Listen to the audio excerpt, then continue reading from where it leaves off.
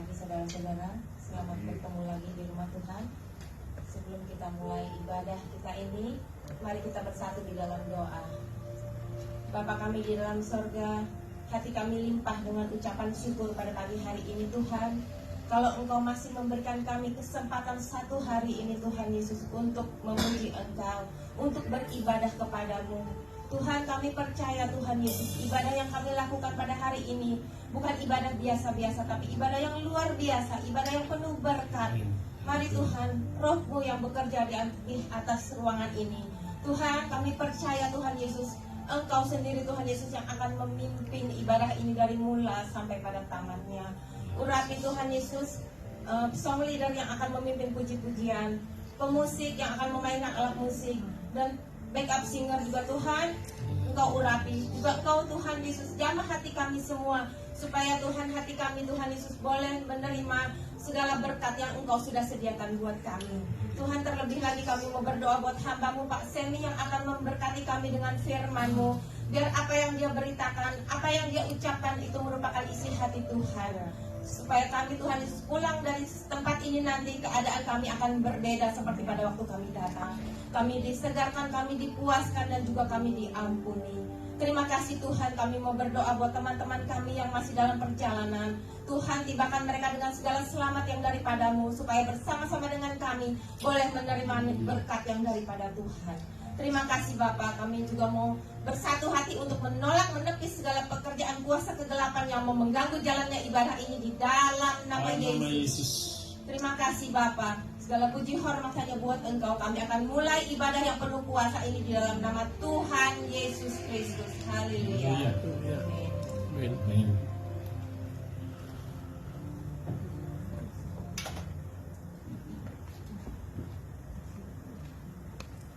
Selamat pagi, selamat siang, Bapak Ibu sekalian.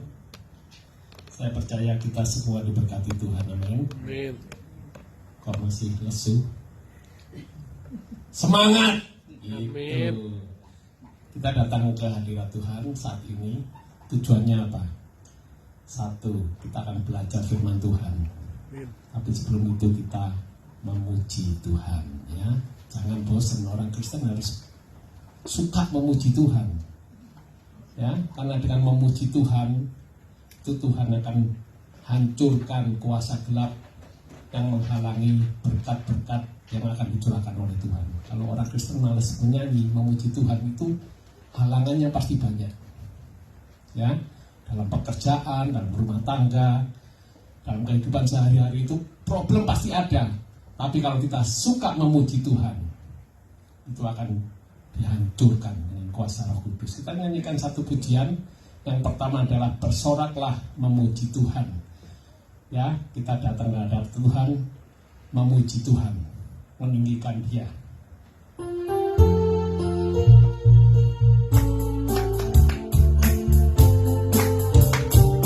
Nyanyi dengan iman ya.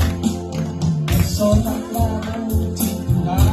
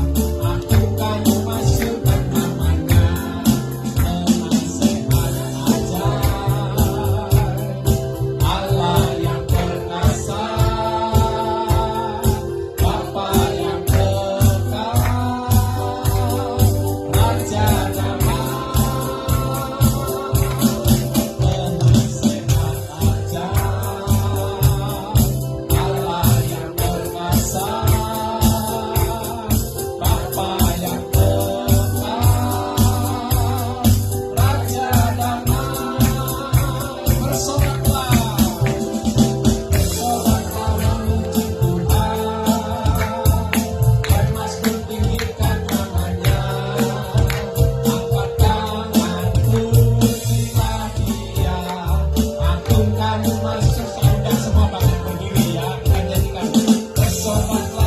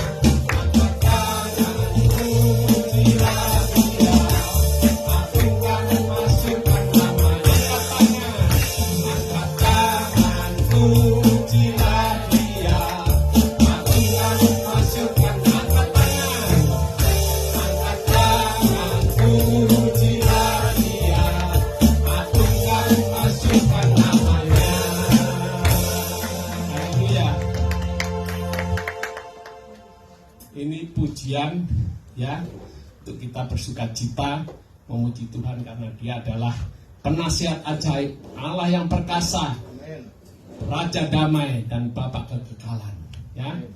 Selanjutnya kita akan sambung dengan satu pujian doa. Ini sebetulnya pujian doa. Mohon agar Tuhan mengajar kita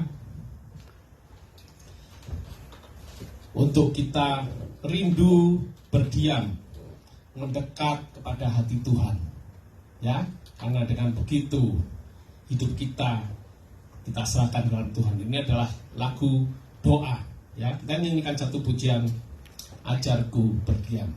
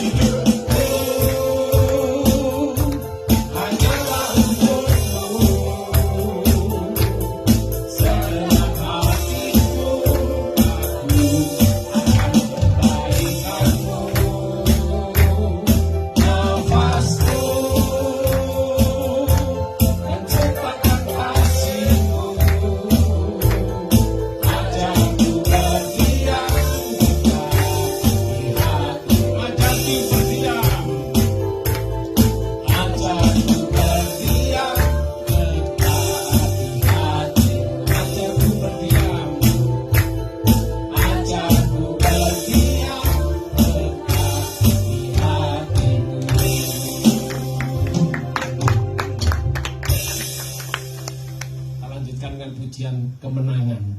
Kalau saudara dan saya selalu dekat dengan Tuhan, Tuhan akan memberikan kemenangan demi kemenangan demi kemenangan.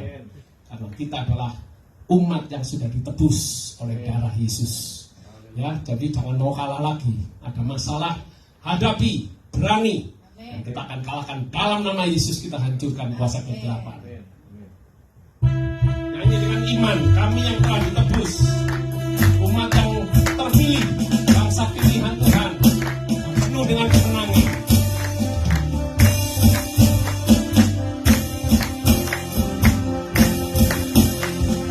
Kami yang telah ditebus dengan darah yang kudus.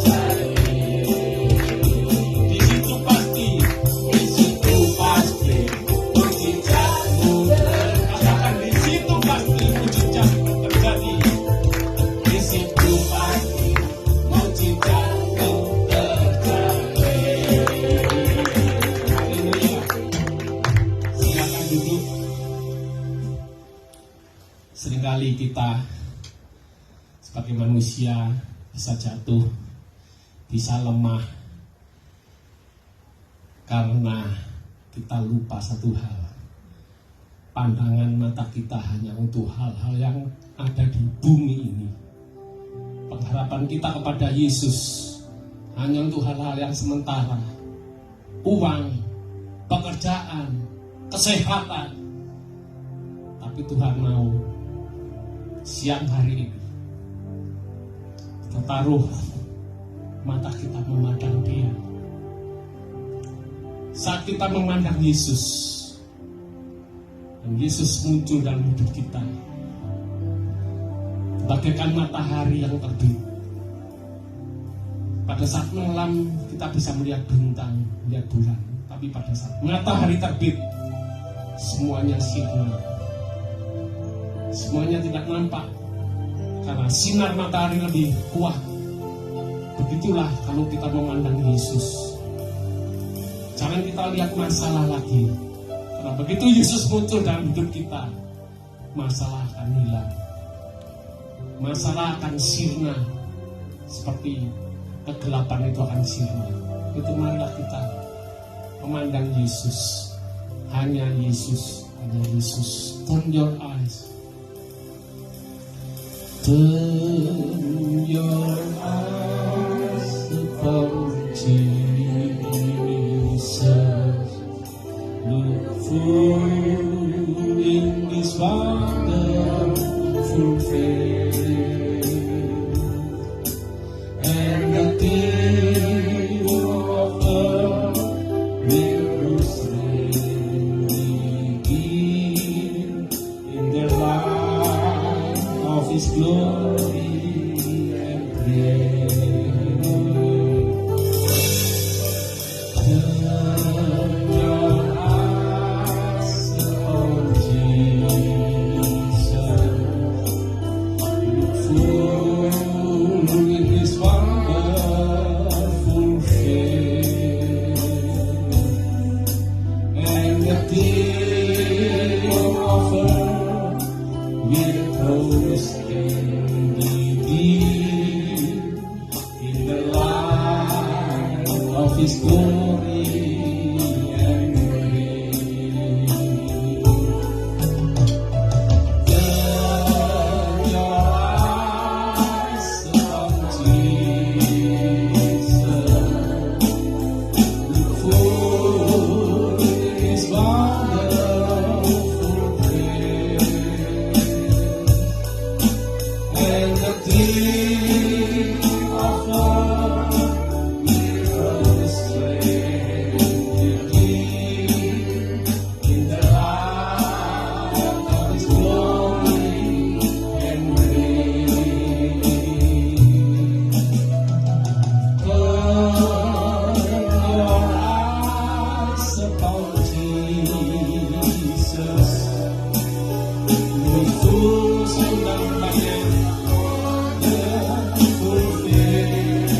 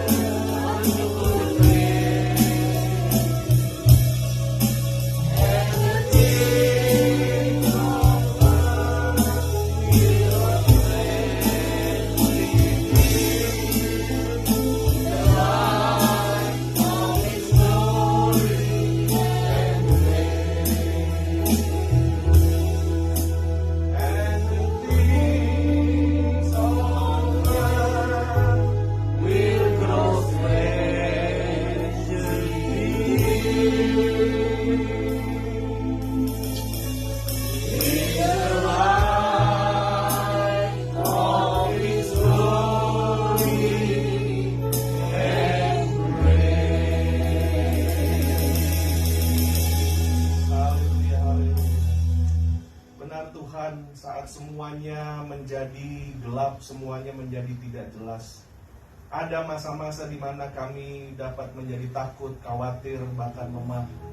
Tapi justru di masa-masa yang seperti itu, kami harus ingat bahwa kami harus memalingkan pandangan kami.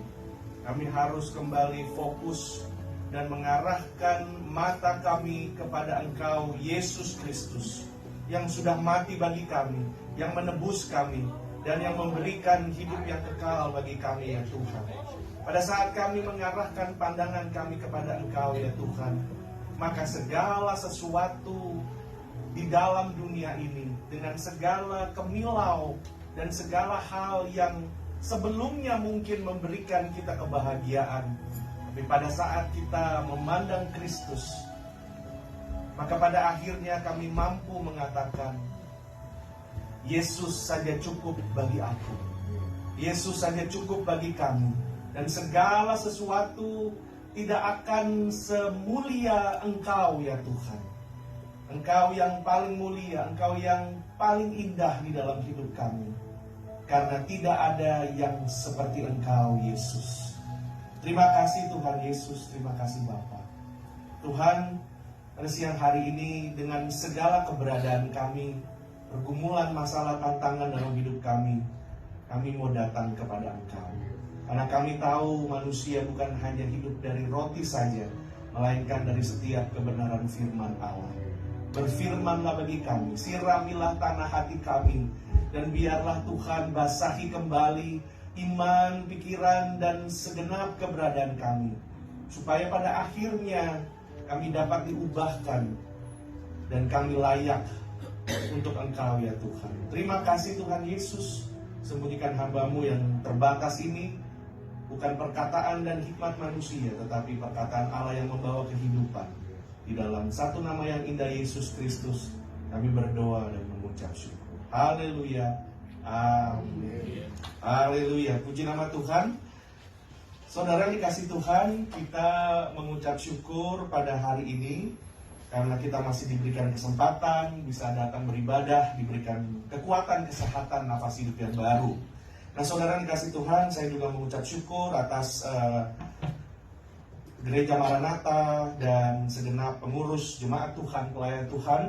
Dan dalam kesempatan ini saudara, saya ingin membagikan yaitu kebahagiaan yang sejati. Itu kelihatannya tulisannya rada begitu ya, bagus juga gitu, jadi biar semua memperhatikan gitu ya. Saudara dikasih Tuhan, kebahagiaan yang sejati. Di dalam Mazmur pasal 1 ayat yang pertama sampai yang ketiga, firman Tuhan mengatakan, berbahagialah orang yang tidak berjalan menurut nasihat orang fasik, yang tidak berdiri di jalan orang berdosa, dan yang tidak duduk dalam kumpulan pencemooh. Tetapi yang kesukaannya ialah Taurat Tuhan, dan yang merenungkan Taurat itu siang dan malam. Ia seperti pohon yang ditanam di tepi aliran air, yang menghasilkan buahnya pada musimnya, dan yang tidak layu daunnya, apa saja yang diperbuatnya berhasil. Nah saudara dikasih Tuhan, ada satu pertanyaan yang saya mungkin bisa bagikan kepada Bapak Ibu Saudara. Apakah mungkin bagi kita manusia, bagi Bapak Ibu Saudara, bagi saya, apakah mungkin bagi kita itu untuk merasa bahagia saudara? Mungkin saya minta interaksinya ya. Kalau menurut saudara, mungkinkah kita secara manusia merasa bahagia? Bisa angkat tangan bersama dengan saya. Mungkinkah bagi kita merasa bahagia saudara? Iya. Atau tidak mungkin bagi kita manusia merasa bahagia? Bisa angkat tangan juga? Oke. Baik, puji Tuhan. Ini menarik ya saudara. Menurut penelitian badan-badan sosial, badan-badan humanitarian dari negara berkembang, negara maju, ditemukan bahwa pada akhirnya manusia itu mustahil untuk dapat merasa bahagia. Nah ini menarik saudara, ada statement yang berkata seperti itu, yaitu satu hal yang mustahil bagi manusia untuk merasa berbahagia. Saudara, karena semakin kita meraih atau mendapatkan hal-hal yang kita rindukan, yang kita inginkan, yang kita kejar, justru pada saat posisi tersebut kita tempati, kita akan merasa bahwa kita tidak dapat menemukan kebahagiaan. Karena itu contohnya ada banyak saudara, bintang film terkenal, orang-orang hebat. Ada banyak mereka yang bahkan mengakhiri hidupnya karena merasa tidak berbahagia saudara. Karena merasa tidak berbahagia. Nah kalau saudara mungkin pernah nonton film atau apa, saudara mungkin familiar dengan Bapak almarhum Robin Williams ya. Jadi Pak Robin Williams almarhum ini berkata bahwa menurut saya orang yang paling sedih adalah orang yang berusaha untuk membuat orang lain menjadi bahagia, menjadi happy, karena mereka tahu bahwa hidup mereka itu tidak dapat mencapai kebahagiaan, dan dia mau orang lain tidak mau merasakan hal itu. Nah, saudara tahu Robin Williams ini mendedikasikan hidupnya untuk dapat menghibur orang lain. Dia seorang mungkin pekerja seni, saya bisa katakan, yang mampu membuat orang lain bahagia, namun pada saat akhir hidupnya dia mengatakan dia tidak menemukan kebahagiaan. Walaupun ada macam-macam berita di mana mengatakan dia juga mempunyai penyakit dan lain-lain, tapi saudara, secara umum kita memperhatikan orang-orang yang berhasil, seringkali mereka melihat bahwa mereka tidak mendapatkan kebahagiaan. Karena menurut saya gini saudara, secara manusia kebahagiaan itu mempunyai sifat progresif dan tidak dapat dijangkau. Setelah kita dari Indonesia, kita pikir semua, wah kalau di Amerika nih hidup kita akan bahagia. Sampai di Amerika, mana bahagianya? Lawang kita harus kerja, ya kan? Kita harus istilahnya melalui masa-masa kesengsaraan. Waktu kita melalui masa itu, kita lihat mungkin orang-orang yang lain yang sudah cukup lama, oh kalau udah punya rumah, udah punya kerjaan seperti ini, udah begini, mungkin bahagia. Tapi begitu kita masuk, kita akhirnya bertambah baik, kerjaan makin ini, bisa punya rumah, segala macam, anak-anak udah besar, udah menikah, kita nggak dapat tuh kebahagiaan yang dulu pernah kita pikir, saudara. Benar gak? Dulu belum punya kendaraan, punya motor, kita belum punya motor. Mana kita punya motor, ngelihat orang naik mobil, oh enak naik mobil. Karena apa? Manusia itu tidak pernah dapat merasa puas. Amin saudara? Jadi bagi manusia, seyogyanya, seidealnya ya saudara, kebahagiaan itu sesuatu yang progresif. Contoh ilustrasi nih saudara, waktu kita semua masih kecil ya, bertumbuh lahir di Indonesia kebanyakan kita, waktu kita masih anak-anak, kebahagiaan menurut kita tuh kalau kita main sama teman-teman kita. Dulu itu kan belum ada internet. When we were so young and growing up in Indonesia, there is no internet, no cell phone, no nothing. Even there is no television. Maybe when you growing up, there is no TV in Indonesia. Waktu zaman saya growing up, itu televisi hitam putih aja, ada banyak daerah, walaupun di Jakarta sekalipun, yang belum ada listriknya, saudara. Jadi kalau papa saya habis kerja, mesti colok di aki mobil, baru bisa nonton TV. Tapi itu pun waktu kita nonton TV, we're happy. Back then, when we can play with our friends, when we can spend a day in the field, playing traditional games from Indonesia, we were so happy. We were so happy. Dan makanya waktu itu walaupun belum banyak hiburan, saudara, mungkin makan malam jam 5, jam 6, masuk rumah, tutup pintu, jam 7 masuk kamar, gak ada hiburan. Makanya orang tua kita dulu-dulu punya anak banyak. Karena gak ada hiburan. Jam 7 masuk kamar, hiburan dapat 2 tuh, ya kan? Makanya anaknya banyak, saudara. Sekarang, with the technology, entertainment, and all that, kita sulit untuk tidur. Sulit untuk menikah, sulit untuk punya anak. Kalau begitu, di manakah kebahagiaan? Waktu kita sudah mulai beranjak dewasa, and we growing up, and then we become mature, and then our concept of happiness is gradually change.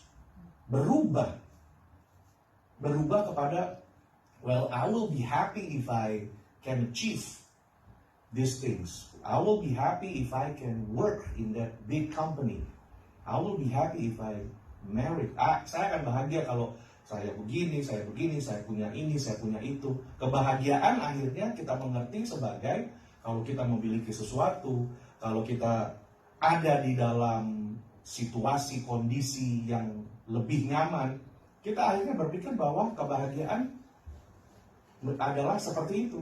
Ingat, berbeda kan saudara? Waktu kecil, kebahagiaan adalah dengan siapa kita spend our time. Dengan siapa kita bermain, dengan siapa kita we were happy. Tapi begitu kita dewasa sedikit, kebahagiaan kita berubah. Konsep kita berubah lagi. Nah nanti waktu kita sudah menjadi tua, senior, kita punya anak lagi, punya anak lagi, punya cucu, punya cicit, maka akan berubah lagi, saudara. Kenapa berubah lagi? Berubah lagi seperti anak kecil dulu. Orang tua-tua akan berbahagia itu berbeda dari kita waktu kita masih muda, masih gagah.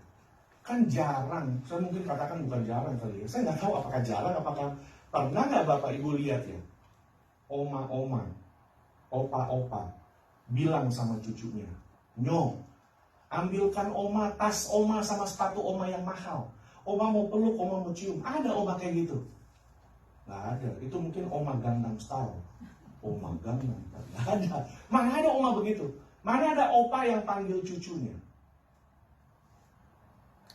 Kids, please take me to my garage. I want to see my Chevy, my 1960 something, my Mercedes.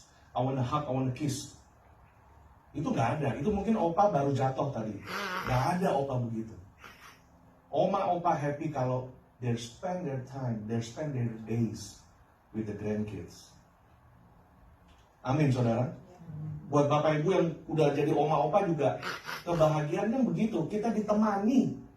Banyak orang Amerika ini yang punya masalah satu aja. Apa itu? Kesepian. That's it.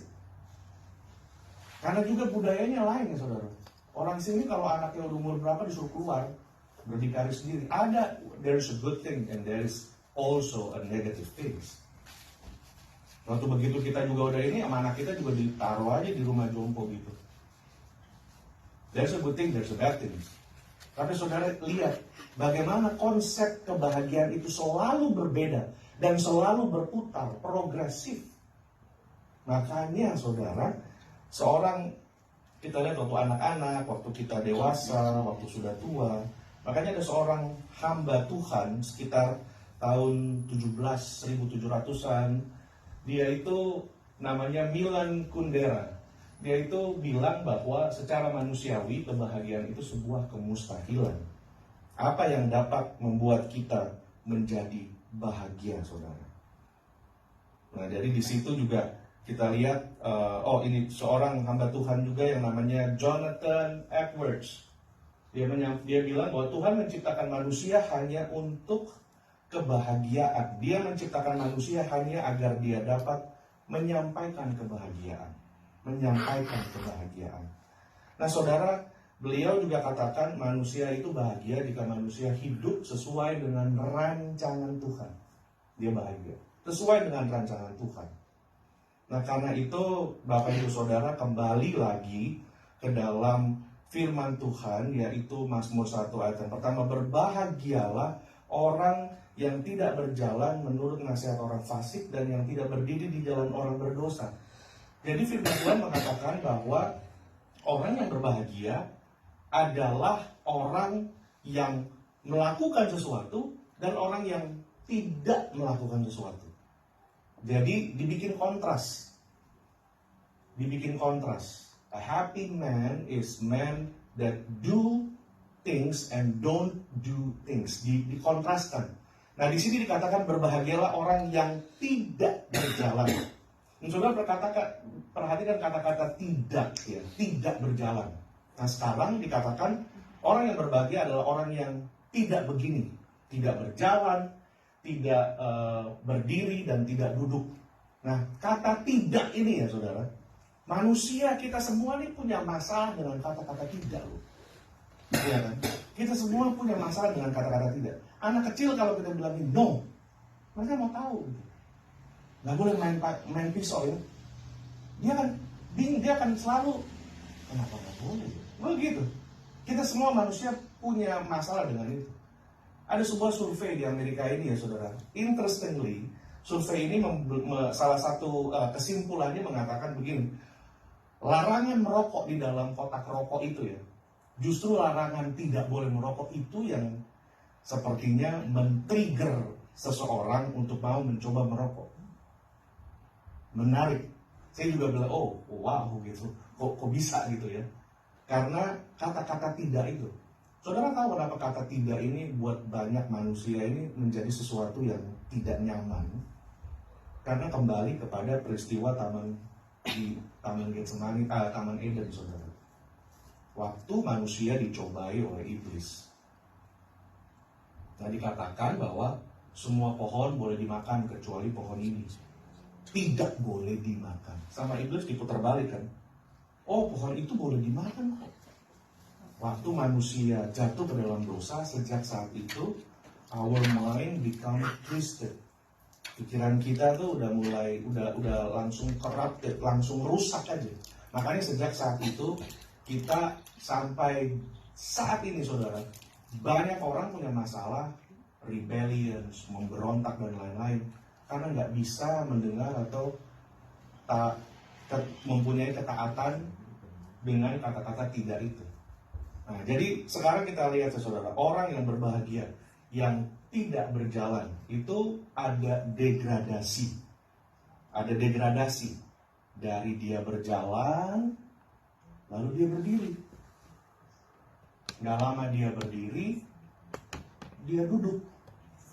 Itu ada degradasi, saudara. Artinya, di dalam iman Kristen kita, di dalam perjalanan hidup kita mengiring Tuhan, kita harus senantiasa mawas diri, be aware. Harus senantiasa mawas diri. Jadi Kristen tuh kayak orang naik sepeda gitu, saudara. Harus selalu mengayu, kalau nggak digenjot, ya keseimbangan kita jatuh. Selalu begitu. Nah, makanya tadi saya diberkati sekali dengan lagu Turn Our Eyes to Jesus itu, saudara. Karena kalau kita nggak fokus kepada Tuhan, waduh, hidup kita jauh lebih sengsara, jauh lebih berat, saudara. Nah, dari sini saya mau ingatkan bahwa segala sesuatu di dalam hidup kita yang menjadi pergumulan, yang menjadi dosa besar, itu selalu diawali dari kompromi, dari neglecting, dari menganggap remeh, dari tidak lagi serius sama Tuhan. Selalu diawali dari situ. Gak ada rumah tangga hancur karena mungkin salah satu pasangan, suami atau istri, di hari yang cerah, this is a good day to commit selingkuh gitu. Gak ada begitu. Atau anak, atau orang yang merampok bank dan lain-lain, ini kayaknya bagus juga kita ngerampok 7-Eleven dan lain-lain. Gak ada begitu. Semua tuh selalu diawali dari hal yang kecil, hal yang simple. Makanya dikatakan dari dia berjalan di dalam nasihat orang fasik. Kita semua punya penasehat. Setuju tidak setuju, sadar tidak sadar, kita semua punya penasehat. Penasehat khususnya dari sosial media, dari WhatsApp, dari segala macam. Sekarang ini kan orang bisa bicara apa aja. Semua orang punya mikrofon, bisa bicara apa aja, saudara. Kata-kata positif dan lain-lain, itu kita dengan tidak sadar dinasehati oleh hal-hal seperti itu. Jadi kita lihat bahwa orang yang berjalan menurut nasihat orang fasik, lalu dia mulai berdiri. Dia mulai, artinya dari dia tadi berjalan, mungkin dia masih berjalan mengiring Tuhan. Tapi karena kompromi, dia mulai, oh ya gak apa-apa lah, kita kan mesti bergaul dengan semua orang. Betul, kita bergaul dengan semua orang. Tetapi yang jadi sahabat itu nggak akan banyak, saudara. Makanya firman Tuhan katakan pergaulan yang buruk akan merusak kebiasaan baik. Dan dari kita berjalan, kita mulai berhenti, saudara. Kita mulai berhenti dan akhirnya kita duduk di situ. Kalau kita duduk, kita berarti salah satu dari mereka. Ini degradasi yang harus kita perhatikan, saudara. Nah, sekali lagi, bahagia. Bahagia itu secara manusia dan secara sederhana, bahagia adalah perasaan yang saudara rasakan pada saat saudara mendapatkan sesuatu yang saudara kejar atau inginkan atau yang saudara usahakan. Itu aja bahagia. Bahagia hanya seperti itu, perasaan yang wah, seneng gitu. Wah, seneng nih. Tahun ini sudah mau habis. Akhirnya mau Thanksgiving, mau Natal, kita udah punya plan macam-macam, kita bahagia.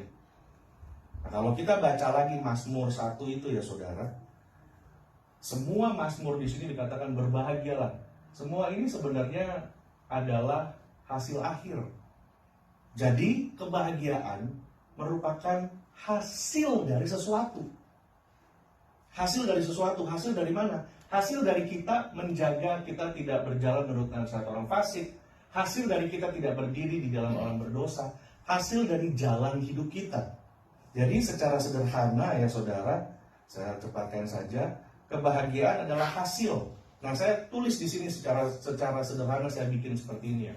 Di dalam hidup kita saudara, kehidupan dunia, di dalam kehidupan kita punya dua jalan. Entah itu jalan dunia dan jalan firman Allah. Dalam hidup kita, kalau di sekolah minggu kan ada lagu itu ya, di dalam dunia ada dua jalan. Nah, itu. Ada dua jalan. Mau jalan dunia atau jalan Tuhan. Nah, kalau kita pilih ya saudara jalan dunia, sikap atau caranya adalah kita tidak lagi dapat berjalan, berdiri, dan duduk di dalam kumpulan pencemooh.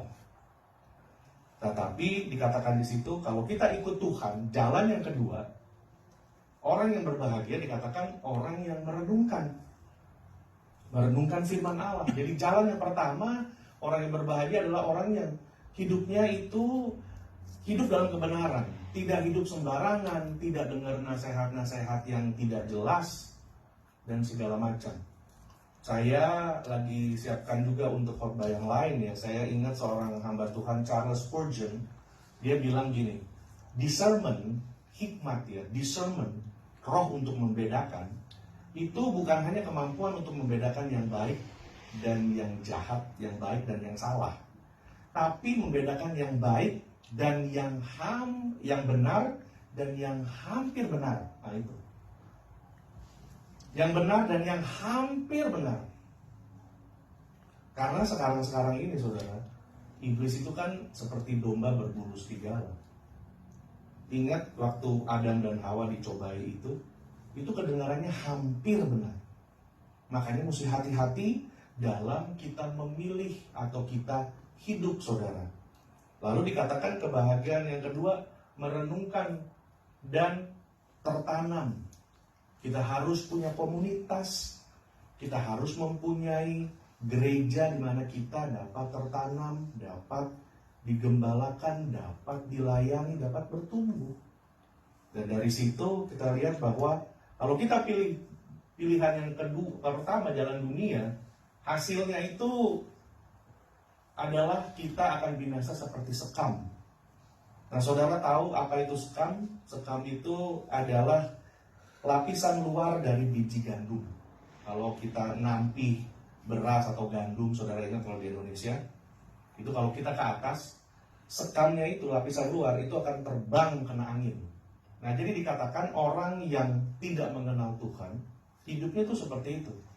Kita kadang lihat orang ini kok nggak kenal Tuhan ya, tapi kok hidupnya enak ya. Anaknya begini, istrinya begini, suaminya begini. Wah, hidupnya, kita nggak tahu aja akhir hidupnya. Selesai, that's it, nggak ada lagi. Dia nggak diingat orang, nggak dibicarain orang. Hidupnya seperti sekam, saudara. Atau bahasa Inggrisnya chaff. Nah, dari sini juga kita lihat ya saudara, kalau kita ikut firman Tuhan, kita memilih jalan yang kedua, jalannya Tuhan, kita seperti pohon yang ditanam di tepi aliran air. Dikatakan pohon yang ditanam. Berarti sebelum dia jadi pohon, dia itu biji, dia itu benih yang ditanam. Berarti kita harus memberikan diri kita tertanam di tepi aliran air, tertanam di dalam Tuhan, bertumbuh di dalam Tuhan, di tepi aliran air. Dikatakan yang berbuah pada musimnya dan yang tidak layu daunnya. Nah saudara, kita semua ngalamin kesulitan hidup. Orang percaya Tuhan, orang gak percaya Tuhan, kita semua ngalamin kesulitan hidup. Tapi yang membuat kita berbeda adalah kalau orang yang tidak mengenal Tuhan, kesulitan hidup, mereka bisa beringasan ya, bisa gak karuan gitu. Bisa bikin apa aja, bisa jadi jahat dan lain-lain. Tapi orang yang kenal Tuhan, begitu ada di dalam kesulitan, dikatakan yang daunnya selalu hijau. Jadi di dalam masa apapun, di dalam kesulitan apapun, kita punya hidup itu selalu akan dilihat orang menjadi kesukaan buat orang, hidup kita tidak akan menjadi batu sandungan. Sederhana aja, saudara. Kita semua sedang susah, ada dalam pergumulan.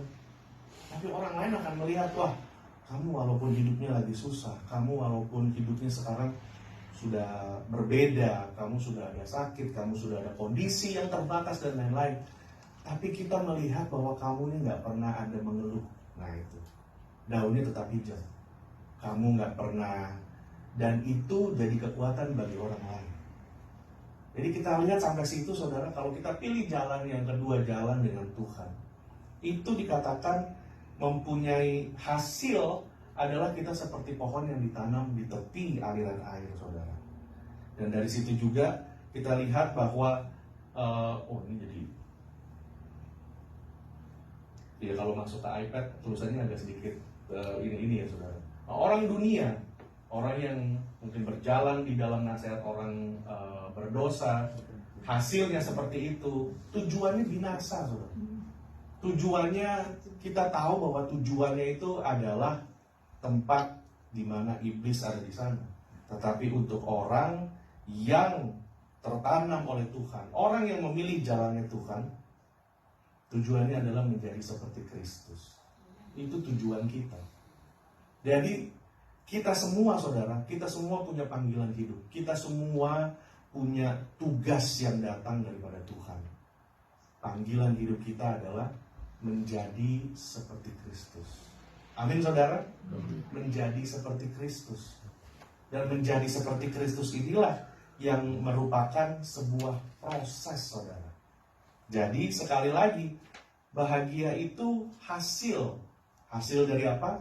Hasil dari dikenal Tuhan dan mengenal Tuhan. Banyak orang bilang, saya kenal Tuhan. Sama seperti, saya kenal Pak Jokowi. Ya saya kenal, dia orang terkenal, ya kenal kita. Tapi apakah dia kenal sama kita? Sama juga dengan itu. Kita tahu kita mengenal Tuhan. Tapi kan apakah Tuhan benar-benar mengenal kita? Tuhan tahu kita, saudara. Tapi berbicara mengenai pengenalan, itu bicara mengenai hubungan. Relationship. Makanya ada firman Tuhan mengatakan, Tuhan, aku sudah berbuat ini, aku sudah melayani, aku sudah mengusir setan dalam namamu. Tapi saudara perhatikan apa yang Tuhan katakan, aku tidak mengenal engkau. Ini saudara. Kita mungkin merasa bahwa di dalam hidup kita ada sampai saat ini, itu karena kerja keras saya, Pak. Karena keringat sendiri. Oh, puji Tuhan, karena keringat sendiri.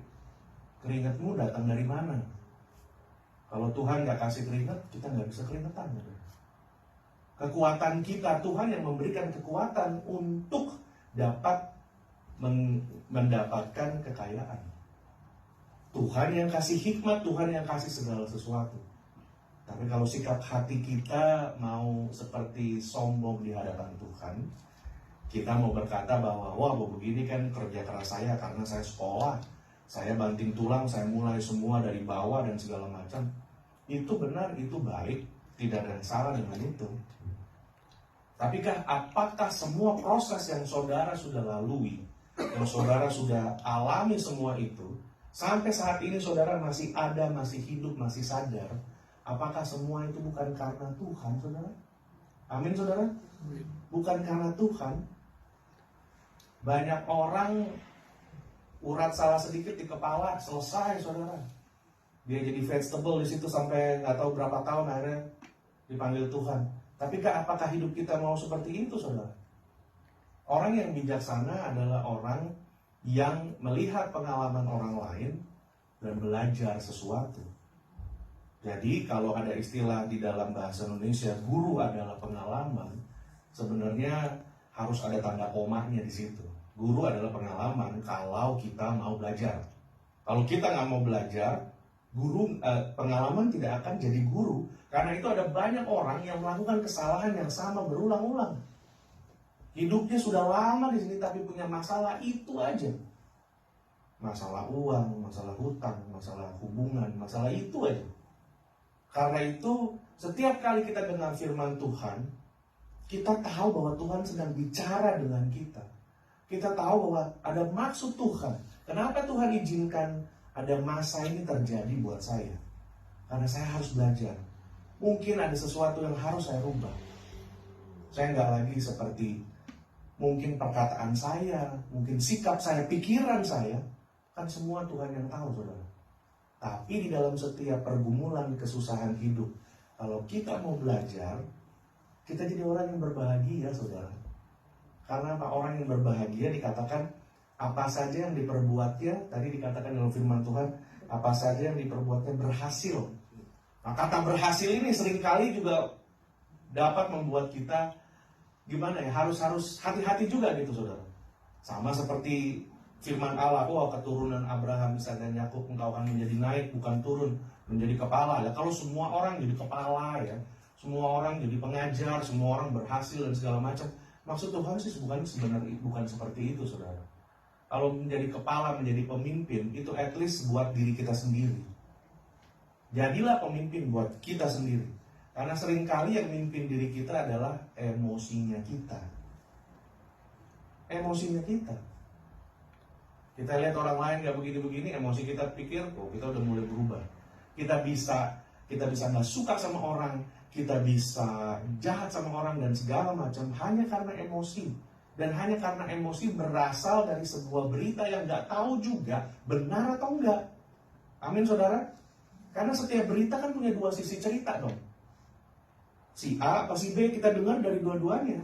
Kalau cuma hanya si B, semua orang ya gampang untuk mengaku dirinya sebagai victim, sebagai korban. Tapi itulah Tuhan katakan, janganlah menghakimi. Karena jadi Tuhan itu hakim, kita nggak bisa curi tugasnya Tuhan. Itu bagiannya Tuhan, bukan bagiannya kita.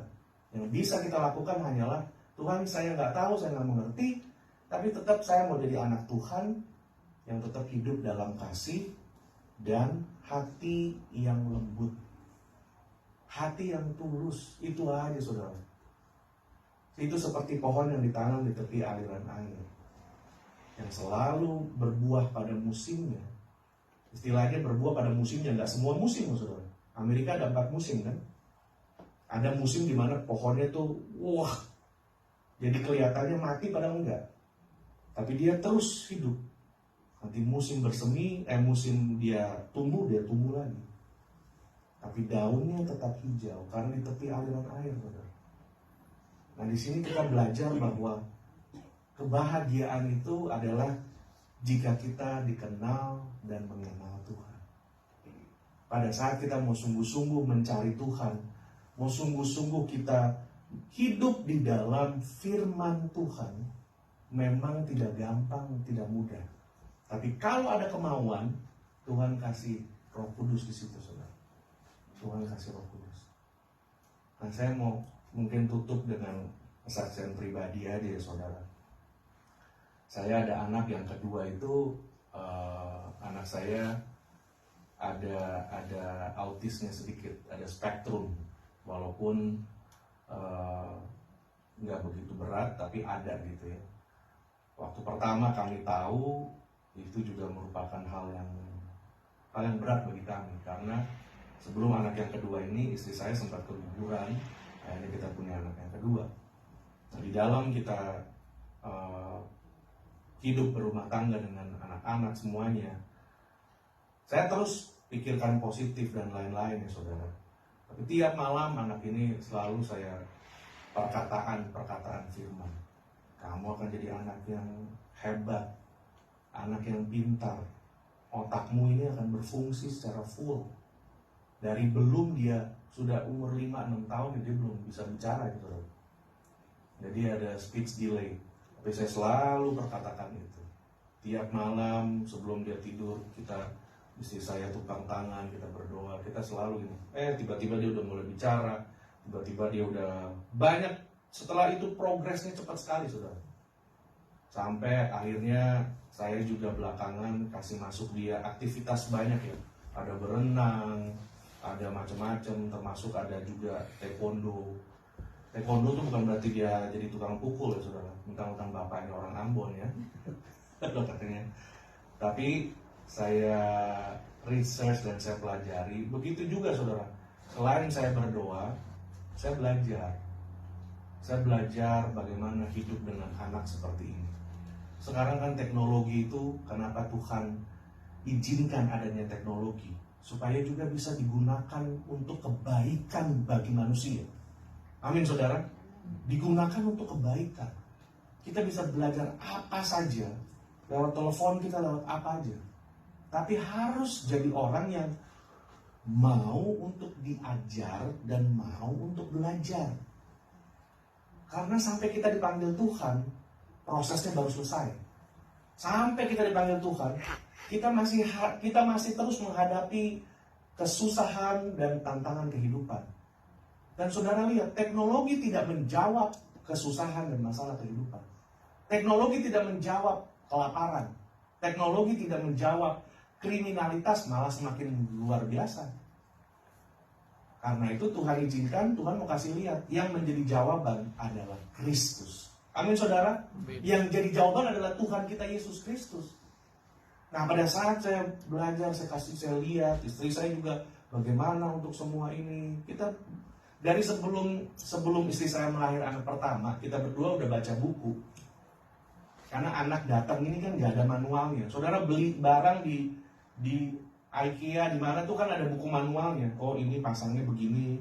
Anak mana ada buku manualnya, saudara? Buku manualnya sebenarnya Alkitab. Jadi kita baca buku juga, apa segala macam. Untuk semua, masa dia hamil dan lain-lain, kita belajar. Walaupun ada orang tua kita yang kasih tahu, tapi kita ini prepare. Kita ini harus tahu juga, oke, belajar dan berdoa. Bekerja dan berdoa, jangan cuma berdoa aja. Berusahanya juga ada. Jadi makanya saya kasih masuk karena apa? Kalau anak itu dia bergerak fisik dan lain-lain, itu akan trigger dia punya otak kiri, otak kanan, supaya berfungsi semua, supaya fisiknya itu perfect. Akhirnya dia bisa semua.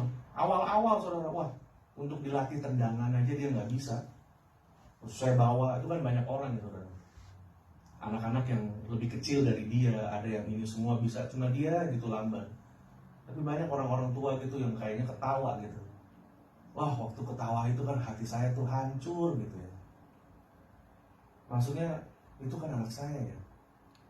Saya kayaknya mau teriak di situ, hei, anak saya nih ada sakit, bukan kayak anak normal. Tapi kan nggak bisa. Nanti saya dipanggil polisi lagi bikin kegaduhan ya kan. Tapi melihat orang tua yang lain ketawa gitu saudara, hancur loh hati. Mau bilang seperti apa gitu. Tapi hati saya juga pulang ke rumah saya ajar dia. Kadang-kadang mau gemes juga gitu. Ada rasanya udah gak sabar. Kok gak bisa sih begini aja? Karena saya belajar bagaimana komunikasi sama dia ya. Supaya dia get it. Dia selalu tahunya, ntar dia kadang-kadang nanya, are you angry? No, I'm not angry. Saya juga gak mau kalau anak saya tuh kenalnya papa tuh tukang marah. Banyak kan masalah-masalah di dalam berbagai macam rumah tangga. Orang tua dan anak juga nggak ada di dalam satu kesatuan. Karena dari kecil anak lihat bapak gua mah marah-marah terus. Bapak gua mah nggak peduli sama keluarga. Bapak gua seperti ini. Padahal mungkin maksudnya itu papa kerja untuk kamu. Orang Asia itu bahasa language of love-nya itu beda ya saudara. Bukan nggak kayak orang bule. Orang bule itu direct, bisa peluk, bisa I love you segala macam. Orang kita, orang Asia, jarang. Ada, jarang. Tapi sekarang anak-anak kita mungkin udah lebih berbeda. Tapi saya mau katakan, bukan berarti orang tua nggak sayang. Tapi kan ada hal-hal yang juga extra mile harus kita kerjakan. Kita mau pulang dari kerjaan, capek segala macam, ada masalah, ada itu, leave it there. Masuk ke rumah, embrace anak-anak lihat, hey. Jadi kita punya hubungan sama orang tua, sama anak-anak bisa dekat. Nah dari situ kan saya juga bergumul, Tuhan kenapa seperti ini? Saya berdoa, Tuhan kasih kekuatan saudara. Tuhan katakan bahwa ada banyak hal yang saya tidak bisa mengerti. Tapi bukan tugas saya untuk dapat mengerti, itu tugas Tuhan untuk dapat menyatakannya.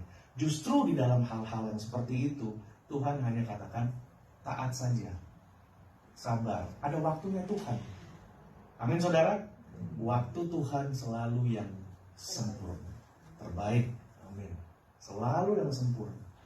Terus saat ini ya saudara lagi ada pergumulan dalam pekerjaan rumah tangga, dalam segala hal.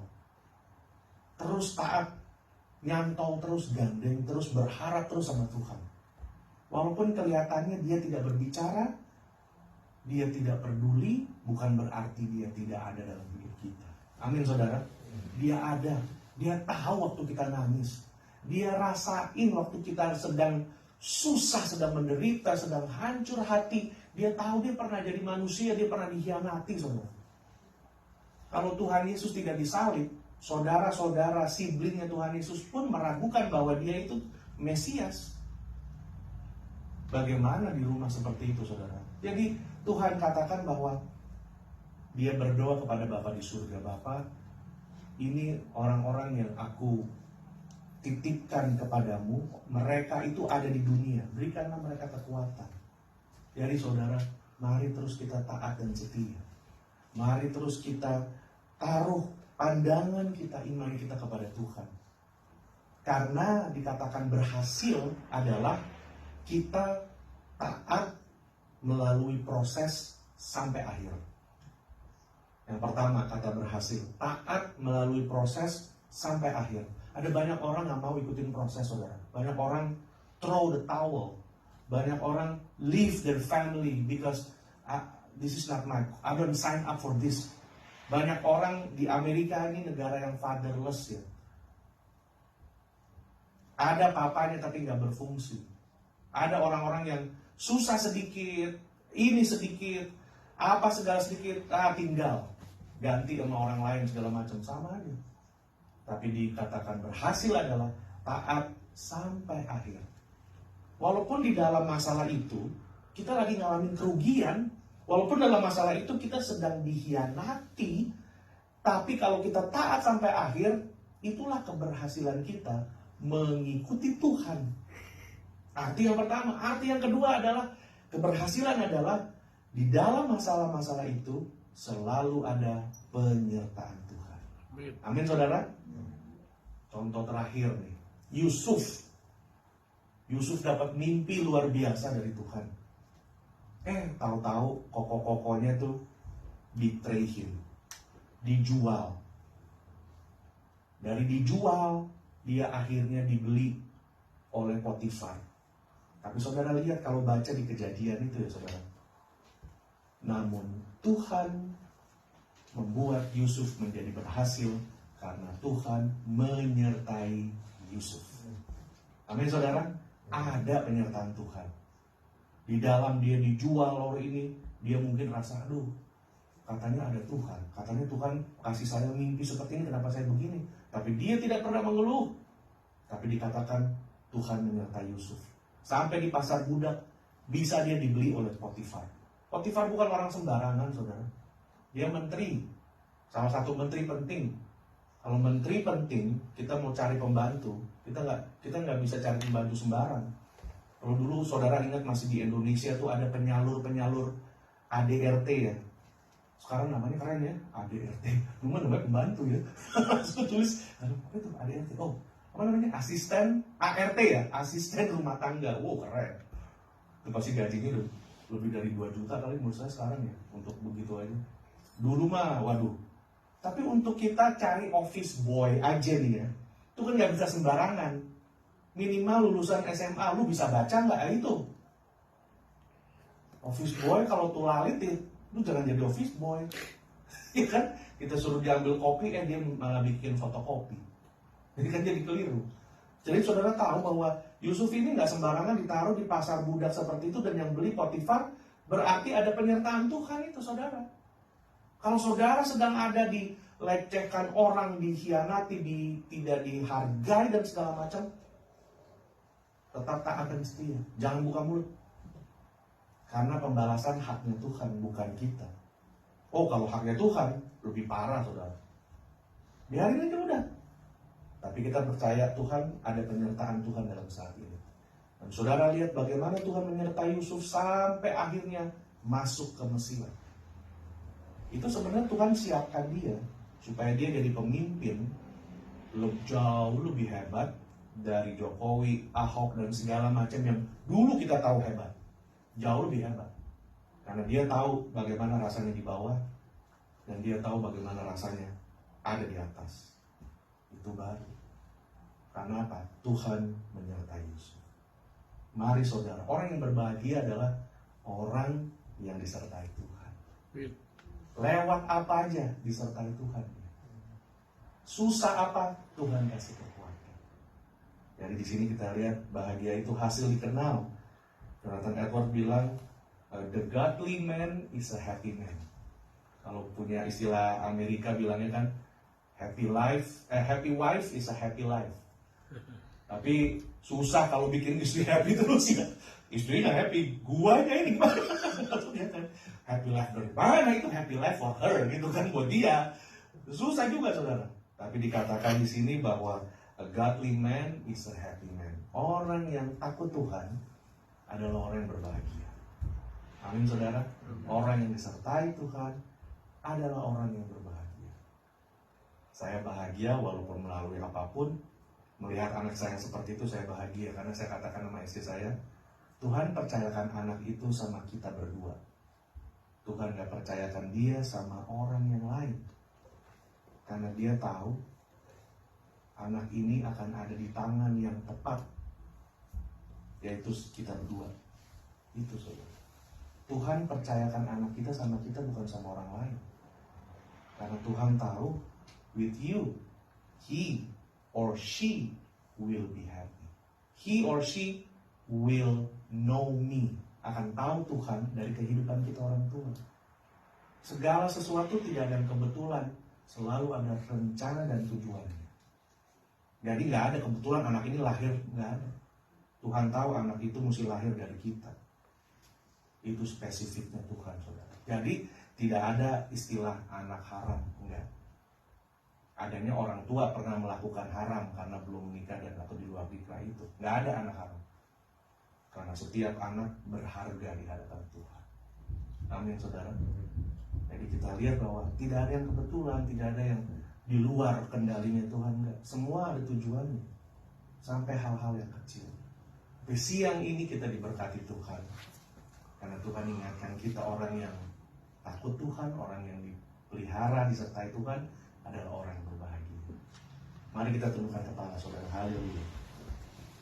Tuhan, kami mengucap syukur untuk siang hari yang indah ini. Di tengah-tengah kehidupan kami, di tengah-tengah berbagai macam hal yang mungkin sedang terjadi, firman dan suara Tuhan berbicara jelas bagi kami. Tuhan, mungkin selama ini konsep kami mengenai kehidupan, konsep kami mengenai kebahagiaan merupakan konsep yang jauh berbeda dari apa yang menjadi perkataan firman Tuhan. Kebahagiaan di dalam Tuhan adalah kebahagiaan untuk dikenal, mengenal Tuhan. Kebahagiaan untuk berjalan bersama Tuhan, disertai Tuhan. Tuhan, ampuni segala dosa dan kesalahan kami. Ajar setiap kami, kuatkan kami masing-masing. Hamba-Mu berdoa untuk setiap individu, setiap pribadi lepas pribadi, setiap keluarga, rumah tangga suami istri. Kami percaya, kami berdoa di dalam nama Yesus. Tuhan, melalui firman Tuhan ini, kami mendapatkan kekuatan yang baru. Kami akan diubahkan. Kami mau memberi diri kami tertanam, dan kami mau memberi diri kami untuk diajar, dipimpin, dikoreksi, diubah oleh firman Tuhan.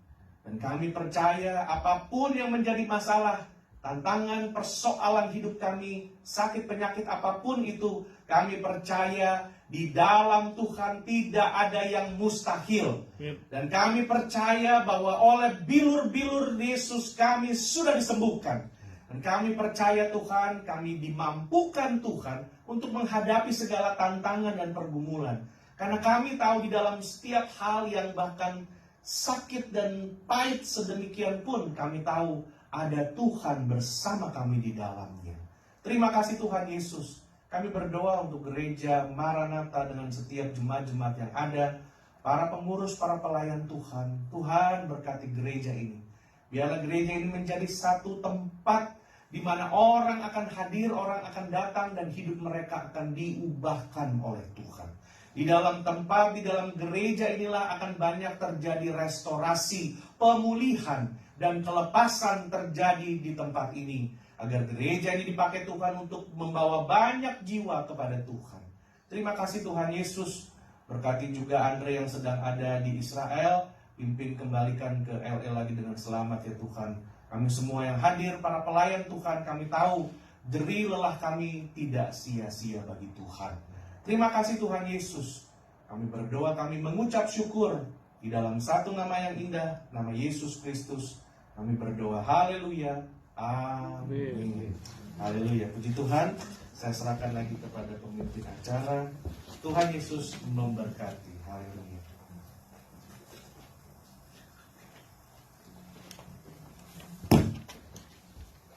Puji nama Tuhan. Terima kasih Pak Sami atas firman Tuhan yang sungguh indah. Saudara mau menjadi jemaat Tuhan yang berbahagia, berjalan di dalam penyertaan Tuhan. Puji nama Tuhan. Saatnya kita akan berdoa syafaat. Kita satu dalam doa. Haleluya Yesus. Terima kasih Tuhan kalau hari ini hidup kami, roh kami, tanah yang subur sudah diberikan satu benih yang sangat indah. Dan biarlah benih firman Tuhan itu tetap ada di dalam tubuh kami, jiwa kami, roh kami. Dan kami akan menjaga, kami akan merawatnya Tuhan. Seperti pohon yang ditanam di tepi aliran air. Kami mau terus merawat, kami terus mengingat. Dan biarlah hidup kami bisa menjadi pohon yang kokoh, yang akan tetap hijau daunnya. Dan kami akan hidup berbahagia bersama dengan jalan penyertaan Tuhan. Berkati Pastor Semi yang sudah memberitakan firman Tuhan, yang sudah kami tangkap suara Tuhan. Berkati kehidupan Bapak Semi, istri dan anak-anak. Kami bersyukur Tuhan, penyertaan Tuhan senantiasa menyertai kehidupan Bapak Semi. Terpujilah namamu, kami berdoa Tuhan untuk Om Tim, kami berdoa untuk AAI, untuk Tante Ing Tuhan. Kami percaya bahwa darah Yesus sudah menyembuhkan, darah Yesus sudah memulihkan. Kami juga berdoa untuk Kohandi. Kami percaya Tuhan, di saat Kohandi berjalan bersama dengan Tuhan, Tuhan memberikan kekuatan, Tuhan memberikan kesembuhan, Tuhan memberikan pemulihan secara total kepada Kohandi. Kami berdoa juga Tuhan untuk Tante Liani, untuk Peter Chen, untuk Mei, Tante Yeti, Ibu Aimin, Kohabi, Ko Adrian, bersama Tante Helen. Kami berdoa Tuhan, Engkau memberkati apapun yang menjadi kerinduan, apapun yang menjadi doa mereka. Allah kuasa melakukan segala perkara ada di dalam kehidupan saudara-saudari kami ini Tuhan.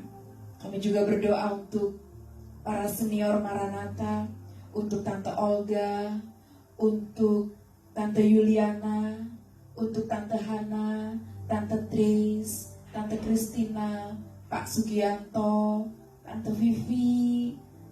Tuhan, Engkau memberkati. Begitu pula Tuhan, Engkau melihat semua jemaat-Mu yang saat ini ada tidak akan terlewatkan. Begitu pula yang online. Tangan penyertaan Tuhan senantiasa menggandeng kami kemanapun kami pergi, keluar masuk kami diberkati oleh Tuhan. Terima kasih Bapak. Kami juga berdoa untuk Amerika, di mana saat ini kami menginjakkan kaki kami, tanah di mana saat ini kami ada. Shalom bagi Amerika. Damai sejahtera Tuhan turun atas Amerika. Begitu pula kami berdoa untuk keadaan seluruh dunia ini Tuhan. Baik itu yang perang, baik itu yang banjir, baik itu kejahatan-kejahatan. Tuhan, Engkau mengampuni, Engkau pulihkan Tuhan. Engkau mengampuni dan Engkau pulihkan. Terima kasih Tuhan.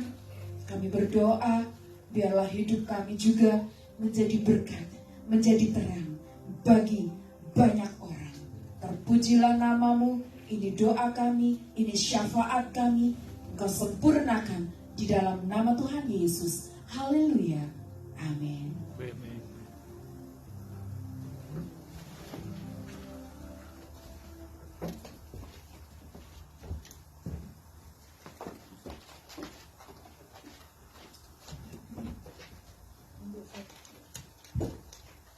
Saudaraku yang terkasih dalam Tuhan, sebelum memberikan persembahan saya akan membacakan sebuah ayat, yaitu 1 Tawarik 29 ayat 17.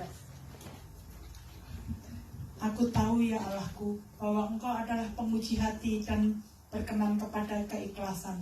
Maka aku pun mempersembahkan semuanya itu dengan sukarela dan tulus ikhlas. Dan sekarang umatmu yang hadir di sini telah aku lihat memberikan persembahan sukarela kepadamu dengan sukacita. Kita nyanyikan pujian Turn Your Eyes.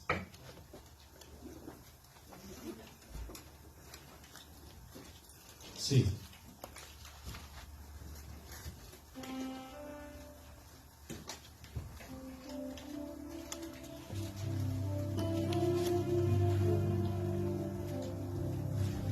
Turn your eyes upon Jesus.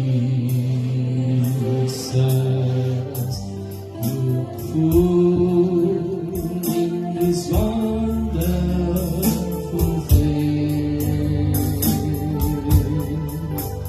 and the King of earth will grow in the light of His glory and grace. Sekali lagi.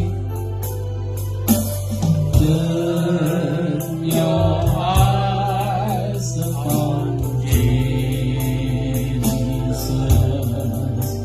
Look full in His wonderful face, and the King of earth will grow in the light of His glory and grace.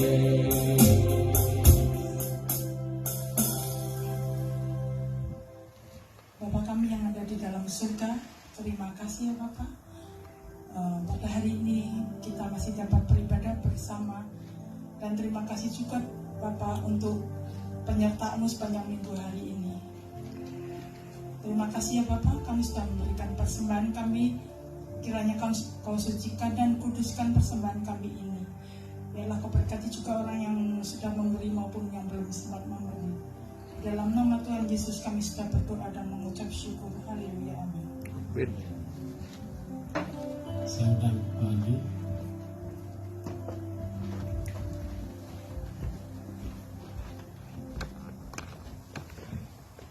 Sebelum kebaktian ditutup, ada sedikit pengumuman. Minggu depan tanggal 30 Oktober firman Tuhan akan dibawakan oleh Pastor Min Kwan Kim. Mungkin ada beberapa yang ingat yang dari Korea itu yang fasih bahasa Indonesia. Kami berharap yang hadir hari ini maupun yang online bisa hadir di tempat ini tanggal 30. Kami mengundang juga semua jemaat untuk mengikuti persekutuan doa setiap hari Jumat jam 8 malam. Dan ada undangan pada tanggal 13, gereja kita Maranatha Church diundang untuk menghadiri ibadah syukur Faithful International Church, gerejanya Pak Semi, jam 3.30 di Kopina. Jadi kalau ada yang mau hadir, nanti kita bisa carpool juga ke sana. Selamat hari Minggu. Puji Tuhan, kita akan berakhir dalam peribadahan kita. Kita akan bangkit semua berdiri untuk menyanyikan Maranatha sebelum kita menerima doa berkat.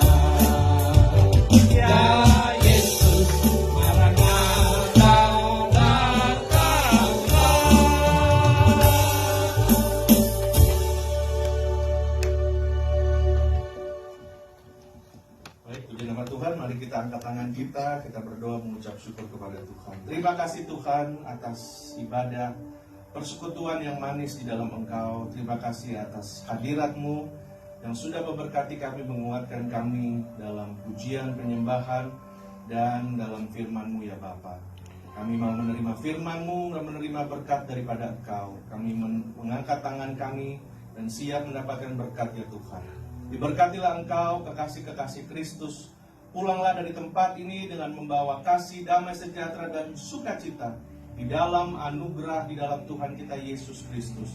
Diberkatilah Engkau di dalam keluarga, rumah tanggamu, di dalam pekerjaan, di dalam usahamu, di dalam apapun yang tanganmu kerjakan. Apabila Engkau mendengarkan firman Tuhan, taat dan setia Engkau menyimpan dan melakukannya, maka apapun yang dikerjakan oleh tanganmu akan dibuat Tuhan menjadi berhasil. Biarlah berkat Abraham, Ishak, dan Yakub akan turun di dalam kehidupanmu. Engkau menjadi naik dan bukan turun, menjadi kepala dan bukan ekor. Dan biarlah pimpinan penyertaan di dalam rohnya yang kudus akan menyertai kita semua dari siang hari ini sampai Tuhan Yesus datang kedua kali Maranatha, sampai selama-lamanya. Di dalam nama Bapa, di dalam nama Tuhan kita Yesus Kristus. Haleluya, amin. Haleluya. Selamat hari Minggu saudara. Selamat, Tuhan Yesus memberkati. Oh, ada pengumuman singkat mungkin bagi Bapak Ibu Saudara. Ya, nanti gereja saya akan juga pergi bersama-sama dengan Pak Andre. Mungkin ini terbuka juga. Saya nggak mungkin nggak terlalu banyak juga, tapi gereja-gereja sahabat lah, salah satunya memang Maranatha. Saya mau ajak juga. Tahun depan kita akan kembali ke Israel, jadi Yusuf dan rekan-rekan yang lain. 2023 bulan April akhir, nanti bersama juga dengan Pak Andre. Jadi untuk informasinya bisa diberitahu oleh Pak Andre. Israel, Turki dan Greece. 12 hari. Jordan? Jordan mungkin saya nggak tahu ada di Israel apa termasuk di Israel sama Andre apa enggak tuh. Tapi kita nggak ke Mesir, jadi cuma Israel, Turki dan Greece. Nanti Pak Andre ada detail rute-rutenya. Jadi seperti itu ya. Terima kasih saudara, Tuhan Yesus memberkati. Selamat hari Minggu.